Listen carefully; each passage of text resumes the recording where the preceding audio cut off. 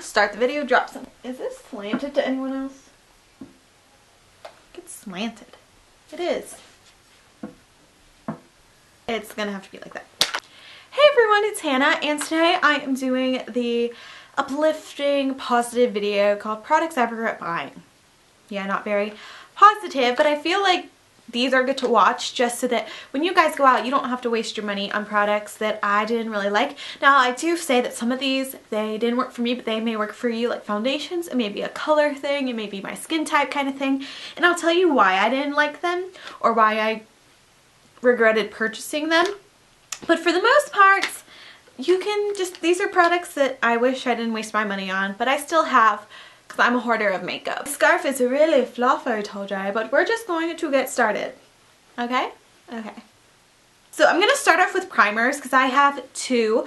I don't know why, I guess just because I have a high standard for primers because they're supposed to be like the multi-purpose product for everything, you know. This one, I do have to say, I had the most disappointment about because it is from Benefit and it is the first Benefit product that I have not liked, and I was so excited to get this. I got this in August when it came out. It is the Stay Flawless 15-hour primer, and just look at this packaging, okay? So freaking cute. It's so adorable. Okay, I half bought it for the packaging, but it looked really cool actually because it's like stick and it's supposed to help your makeup last longer. I try to use this when I can, but for the most part I don't use this just because I don't like how when you put it on you immediately have to put your foundation on afterwards. Like, they said to not even do it all at once, like do half your face, apply your foundation, then do the other half, and that's just too much work for me. And also because it didn't last that long. It like still made me sort of oily, and just my other regular primers like the Professional, which is also from Benefit, but I love that primer. I feel like it's just way better than this one, and I wish I didn't buy it because it's sort of expensive too. It's Benefit. The next one is actually a Pixie. This is just a mini I actually got, so I didn't even really purchase it. But I still, it's just, it's like a silicone texture, but it's cream colored. It's actually more like a cream, and then it turns silicone-y. But it makes my face look oily. Like, it doesn't even keep oil at bay. And it says it's not supposed to keep oil at bay, it just says flawless and poreless. But I just don't recommend this. And even though you can get it at Target, it still is also sort of expensive. So I'll move on to foundation. This one I also had really high hopes for, just like the Benefit product, because I love the Rimmel Stay Matte powder, and this is actually the new liquid mousse foundation. So I was really excited about picking this up. When was I getting this? Like around New Year's, like the beginning of the year. This says it's supposed to keep you matte but not make you look cakey, and you know, feather lights, liquid mousse. Their main thing was not to make you look cakey, but this thing just caked up. I just tried to apply a little bit, but you could just see like the lines in my face, and it didn't look good. So I still have a lot of this. I'm going to try to incorporate it somehow just because it's completely full. Even though it wasn't that expensive, I still don't recommend this if you're trying to not look cakey, because this does, for me at least. Another high-end product that just disappointed was the NARS Laguna and Bronzer and Orgasm Blush little duo. This I got from Sephora. It's not even the big duo, it's the mini one. So it was still like $15 or $25 though.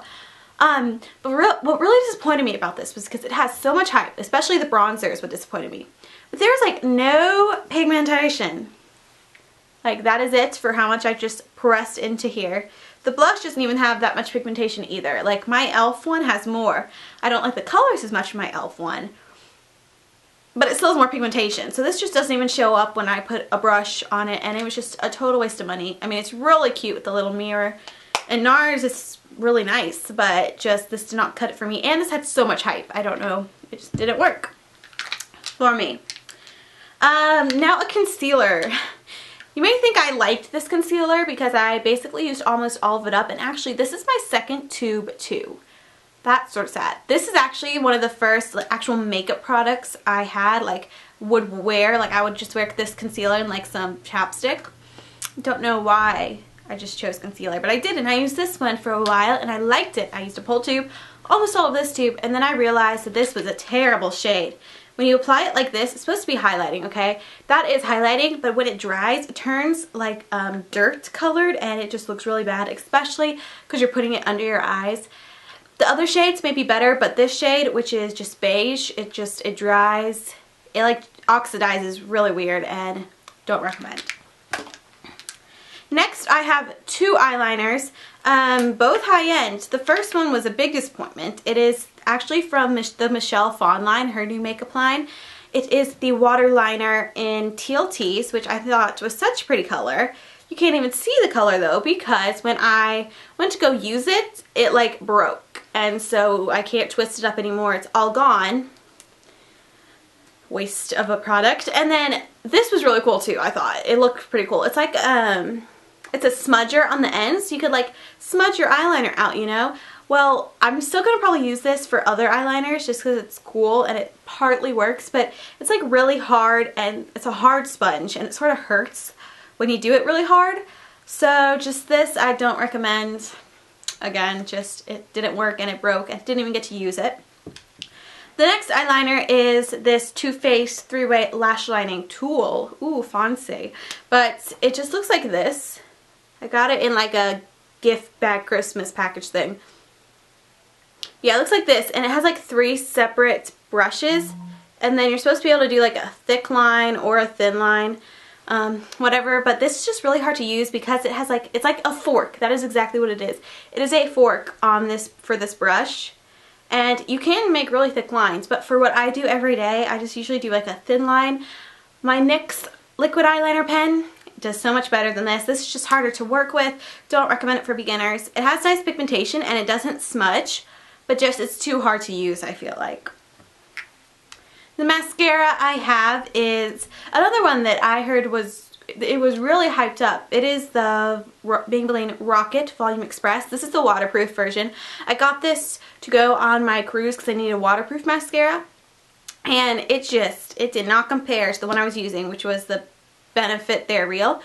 I did accidentally get it in brownish black, but just still the volume it gave and stuff, it just didn't work, and it was very waterproof, so it was really hard to get off, which I guess is good since you're getting it in waterproof, but just it did not apply easily. The brushes, the bristles, not the bristles, but the brush is huge, and I'll probably use it up this summer just because it's waterproof and I always need waterproof mascaras, but definitely not one of my favorite mascaras, and I won't repurchase. And lastly, I have a lip gloss. This is the MAC Pro Longwear Lip Glass. I got this like 2 or 3 years ago. Hated it ever since because, okay, this color is gorgeous, right? It's a gorgeous color. And the brush looks like this. So this is their Pro Longwear one. So it's really sticky for one thing. And it even looks good swatched, but it is so sticky and so just hard to apply that when you put it on your lips, the color doesn't look good. It's just, I'll do a little dab. But seriously, if I put it on my lips, I'll have to go take it off to end this video. Because it looks that bad on, and I don't like the consistency. Even though I guess it does last, it's not worth the feeling you get on your lips.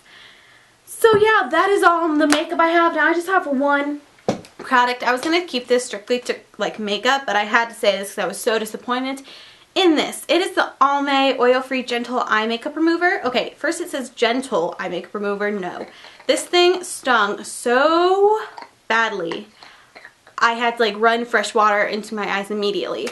So I tried this liquid kind. Hated it. Do not buy this. It stinks. There it goes. And then I also tried like the little removal pads. You know, like the little things that come in the little tin box.